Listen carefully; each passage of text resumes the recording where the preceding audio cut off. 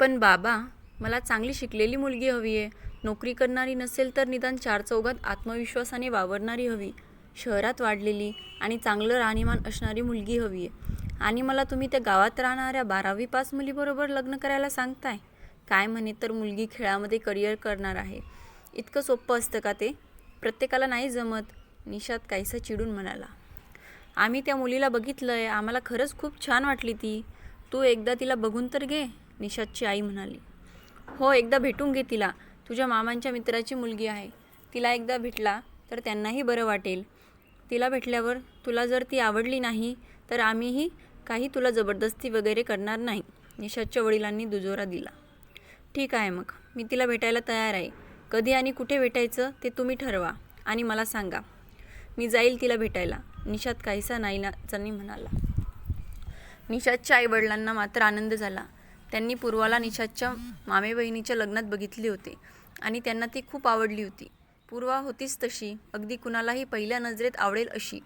स्वभावाने गोड, प्रत्येक कामात निपुण, दिसायला किंचित सावळी पण नाकीडोळी रेखीव.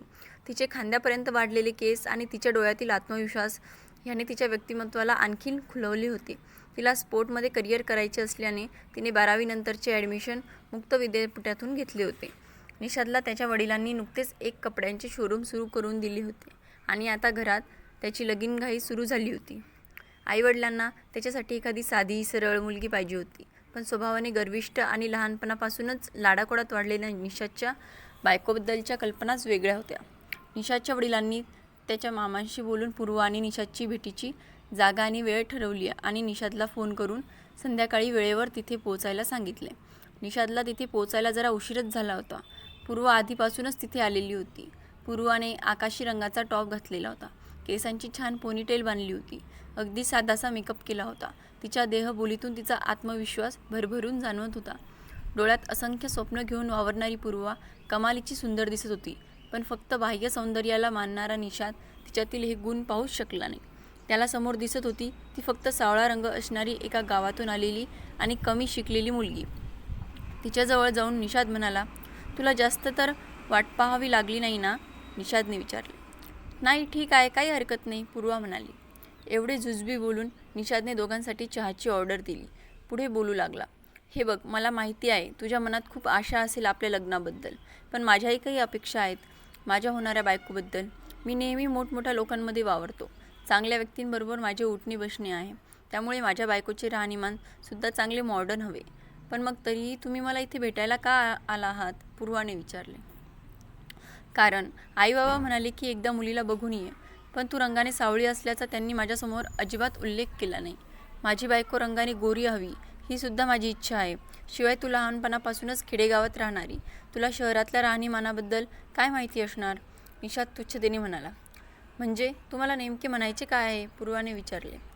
म्हणजे मी तुझ्याशी लग्न करू शकत नाही, निषेध म्हणाला. तसे असेल तर फारच चांगले आहे, कारण मला सुद्धा तुमच्याशी लग्न करायचं नाही, पूर्वा म्हणाली. तुला का नाही करायचं? निशादने आश्चर्याने विचारले. कारण मला सुद्धा तुम्ही पसंत पडला नाहीत. ज्याप्रमाणे तुमच्या होणाऱ्या बायकोबद्दल तुमच्या काही अपेक्षा आहेत, त्याचप्रमाणे माझ्या होणाऱ्या नवऱ्याबद्दल माझ्या काही अपेक्षा आहेत, पूर्वा म्हणाली. पूर्वाने असं म्हणताच निशाद विचारात पडला. कारण पूर्वाने त्याला नापसंत करणे त्याच्या पचनी पडले नव्हते. कारण त्याला असं वाटायचं की तो सर्वगुण संपन्न आहे. अशा काय अपेक्षा आहेत तुझ्या होणाऱ्या नवऱ्याबद्दल? निशादने विचारले. मला एक सरळ विचार करणारा नवरा हवा, जो चांगुलपणावर विश्वास ठेवत असेल, दिसण्यावर नाही.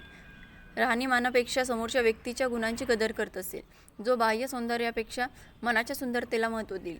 ज्याच्यासाठी व्यक्तीच्या रंगापेक्षा त्याचे कर्तृत्व महत्त्वाचे असेल. ज्याच्या मनात स्त्रियांबद्दल आदर असेल. हे सर्व गुण मला माझ्या होणाऱ्या नवऱ्यामध्ये पाहिजे. आणि यातला एकही गुण तुमच्यात नाही आहे, पूर्वा म्हणाली. पूर्वाचे बोलणे ऐकून पुढे काय बोलावे हे निशादला सुचतच नव्हते. निशाद फक्त गप्प बसून पूर्वाचे बोलणे ऐकत होता. पूर्वा पुढे म्हणाली, आणि तुमच्या माहितीसाठी सांगते, ज्या गावात राहणाऱ्या व्यक्तींच्या राहणीमानाबद्दल तुम्ही भाष्य करतात, त्याच गावातील शाळेत शिकून तुमचे वडील चांगल्या नोकरीवर लागलेत. फक्त वडिलांच्या संपत्तीच्या बळावर इतरांना तुच्छ लेखण्याचा आधी आपण स्वकर्तृत्वाने काय मिळवले ह्याचा देखील विचार करायला हवा. आम्ही खेडेगावात राहतो याचा अभिमान आहे आम्हाला. तू हे काय बोलत आहेस? निशाद म्हणाला. खरं तेच बोलते, पूर्वा म्हणाली. एवढं बोलून पूर्वाने तिच्या पर्समधून चहाचे पैसे काढले आणि टेबलवर ठेवले आणि तिथून निघून गेली.